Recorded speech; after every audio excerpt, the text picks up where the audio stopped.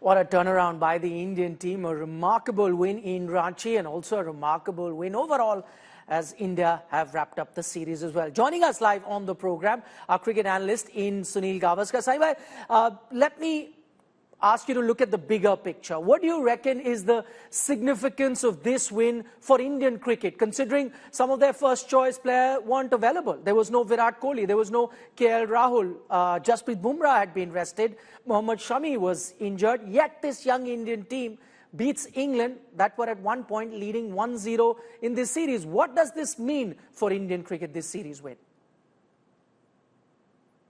Well, the significance is, the old saying applies that nobody is indispensable, and that as long as you have a big game, then even if you don't have a big name, you can still do wonders, and you've got to be hungry for success. This young Indian team has shown a hunger for success. I mean, when you look at the guys who have put their hand up, it's been all the youngsters. There's Dhruv Jurel, of course, who's been the hero this time around. There's Kuldeep Yadav, who's been in and out of the Indian team. He's not a young man, but in terms of experience, he's pretty young.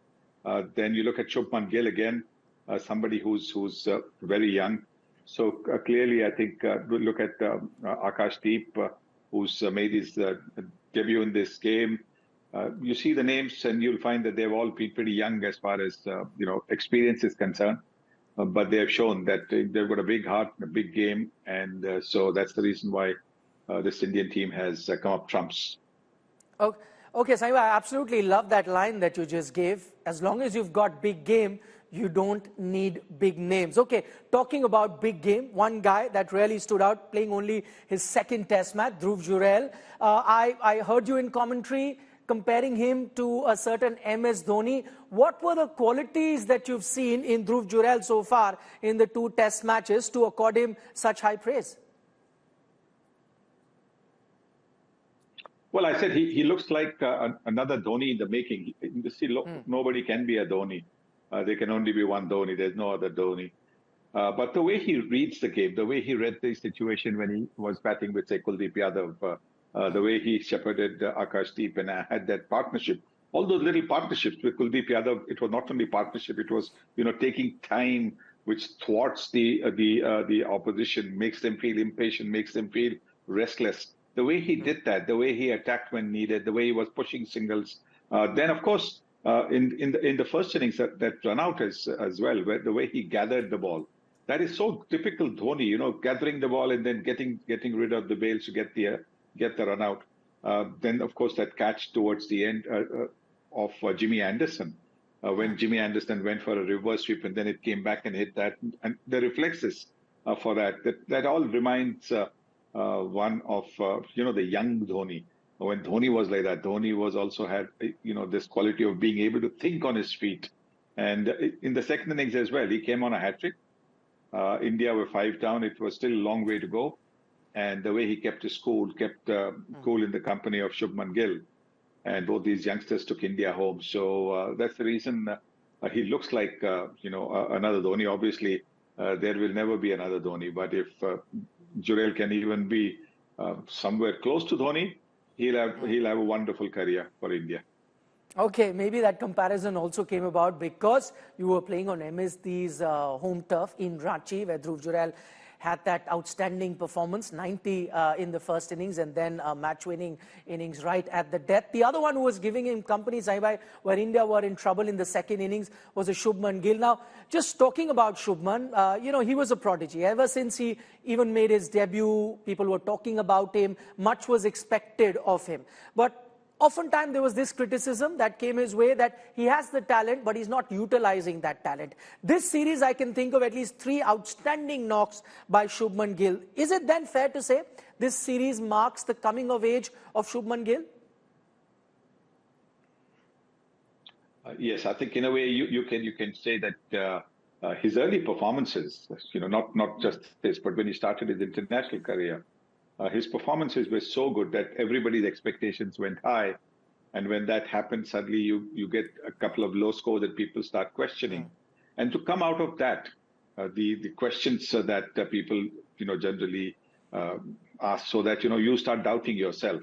Then to come up with those two innings that he did, and particularly the innings that he played today, when it was not easy because the field setting of Ben Stokes was outstanding. The bowling changes that he made, everything, made it look as if India was not chasing 192, but it was almost like India was chasing about maybe 150 odd runs more. So to keep his cool also speaks very highly of his temperament. I've always said that it's temperament that separates the men from the boys. And, our youngsters are becoming men. And that's such a heartening aspect as far as Indian cricket is concerned. Okay, now let me talk about the most spoken about word in this entire series, baseball. It started even before the series had started, and I know you can look at baseball differently, but one aspect that makes baseball unique is the fact that England played aggressive cricket under this baseball nomenclature that they had. And you could clearly see in Ranchi that they had changed their approach. That aggressive cricket, no holds barred sort of an approach, no matter the situation, attacking sort of approach, was something that England did away with in this particular test match in Ranchi. My question to you is it then fair to say that in this Indian team, baseball met its Waterloo? Depends on the opposition, clearly, yes. So you could say that the battling against this Indian team on Indian pitches with the Indian spinners and the Indian new ball bowlers, don't forget. Look at the wickets that Bumrah has taken. Look at the wickets that Siraj had taken in the previous game. So clearly, it's been a mix. It's not been that, it's been just all seam attack or all spin attack. For them to understand the situation, that, they can't just go on attacking. They can't be playing just T20 kind of cricket, looking to attack every ball. I think that they understood very, very clearly, because the pitches also need to be such that the ball will come onto the bat. The guile that our spinners had, Jadeja picking 5 wickets in the previous game, Ashwin picking 5 wickets here, then Kuldeep Yadav bowling the way he did. Clearly, yes, I think they realized very quickly that the way of trying to smash just about every other ball for a boundary or a 6 was not going to work in India. Okay, let's also talk about the other youngsters. Shami Patidar made his debut in this particular series. What I want to know from you is what's the immediate future of Patidar? The long-term future, we don't know. We don't know what the future holds for him. Could have very well make a good comeback into Test cricket. But immediate future of Patidar, your thoughts? Well, he's had a rough start. In the first innings that he played in Test cricket, he batted, with great composure to score 30-odd runs. It's not always the runs that you score. It's how you look out in the middle. And he looked very, very composed, very good. After that, he had a couple of, soft dismissals. And then again, today he wasn't able to put pressure. In fact, today, when the innings started, and I was thinking that in case India lose 2 early wickets, then I was thinking that maybe Patidar's the one who's going to play a defining innings, maybe 60-odd not out, 70 not out, to take India home. But that didn't happen. So clearly, I think the pressure will be on him. But what we have seen of him in whatever format, he looks a good composed player. Or how the selectors look at him now is, I'm not too sure, because thinking obviously differs. But I wouldn't give up on him. I would certainly want to give him another look. Okay, that's an interesting one from Sunil Gavaskar. He says he wouldn't give up on Rajat Patidar yet, which means he would want him to play the final test match. India could very well do that, despite Patidar not performing well, because you won the series, and now the Dharamshala test match will be only for records in that sense. So you could give him another extended run. Speaking about this particular series win, the one standout feature, the Indian team did it with a lot of youngsters, a lot of debutants. That's because some of the other players were not considered. That's the question that Indian captain Rohit Sharma was asked about, giving a lot of youngsters this opportunity. Some proven performers were left out. Okay, Shami, I'm not sure if you heard what Rohit Sharma said. He said, and I'm going to quote him, "Jinko test cricket ki bhook nahi hai, unko khilane ka kya fayda?" My question to you is, do you also sense that recently a few established players in Indian cricket are just happy playing white ball cricket rather than grind it out in test matches? Well, there have been. It's not just a recent thing. It's been there for a long time, ever since uh, ever since the IPL started. You've had players who have been more happy to play just the white ball format because bowling. If you're a bowler, you bowl only 10 overs in a 50 overs game, and only 4 overs in a T20 game. So the effort required is less. The commitment required is less. Similarly, with the batting, in white ball cricket, you don't always get conditions which are against the batter. There will be, you don't have to apply yourself. Do make all that effort to play a long innings.